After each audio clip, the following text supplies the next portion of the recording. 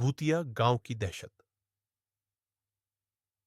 उत्तर प्रदेश के एक दूरदराज इलाके में स्थित एक गांव था जिसका नाम कालापुरा था।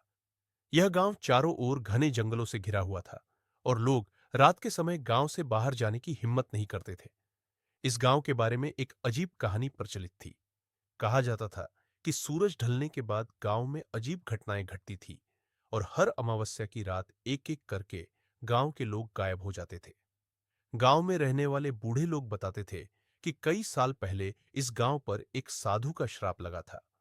उस साधु को गांव के लोगों ने अपमानित किया था और मरने से पहले उसने गांव को श्राप दिया था कि अमावस्या की रात को इस गांव में मौत का साया हमेशा मंडराता रहेगा।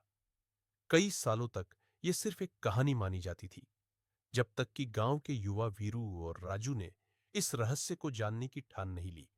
उन्हें इस बात पर यकीन नहीं था और उन्होंने गांव वालों से कहा कि वे इस अमावस्या की रात गांव में ही रुकेंगे और सच्चाई का पता लगाएंगे।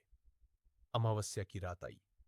वीरू और राजू ने गांव के बाहर के एक छोटे से घर में रुकने का फैसला किया। आधी रात के बाद उन्हें बाहर किसी के चलने की आहट सुनाई दी। पहले तो उन्होंने सोचा कि ये उनका भ्रम है, लेकिन जब आहट लगातार बढ़ने लगी तो दोनों बाहर देखने निकले। गांव में अजीब सी सन्नाटा फैला हुआ था। अचानक उन्हें दूर एक पेड़ के पास एक साया दिखाई दिया। दोनों ने हिम्मत जुटाकर उस साये के पास जाने का फैसला किया। जैसे ही वे उस पेड़ के करीब पहुंचे, उन्हें एक ठंडी हवा का झोंका महसूस हुआ।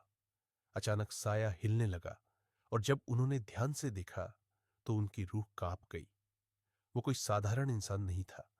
उसकी आंखें जलती हुई आग जैसी लाल थीं और उसके हाथों से काले धुएं की लपटें निकल रही थी। साया धीरे धीरे उनके पास आने लगा। वीरू और राजू के पैर जड़ हो गए। वे भाग भी नहीं पा रहे थे। तभी साया एक भयानक आवाज में बोला, तुमने मेरी चेतावनी को अनसुना किया। अब तुम्हारा अंत निश्चित है। अचानक गांव के चारों ओर से अजीबोगरीब आवाजें आने लगी। वीरू और राजू ने देखा कि गांव के अन्य लोग भी अपने घरों से बाहर निकलकर उस साये की तरफ बढ़ रहे थे, मानो वे सब किसी भूतिया ताकत के वश में थे। वीरू और राजू ने वहां से भागने की कोशिश की, लेकिन जैसे ही उन्होंने दौड़ना शुरू किया, उनके चारों ओर अंधेरा फैल गया। अगली सुबह गांव वालों ने वीरू और राजू को ढूंढा, लेकिन उनका कोई पता नहीं चला। दोनों गायब हो चुके थे और उनके साथ साथ गांव के कुछ और लोग भी। उस दिन के बाद कालापुरा गांव पूरी तरह वीरान हो गया। जो भी वहां रहने की कोशिश करता, वह रहस्यमय तरीके से गायब हो जाता। कहते हैं आज भी उस गांव में रात को अजीब आवाजें सुनाई देती है और उन गायब हुए लोगों की चीखें हवाओं में गूंजती है। गांव के पास कोई भी जाने की हिम्मत नहीं करता, क्योंकि वहां अब सिर्फ मौत का साया है।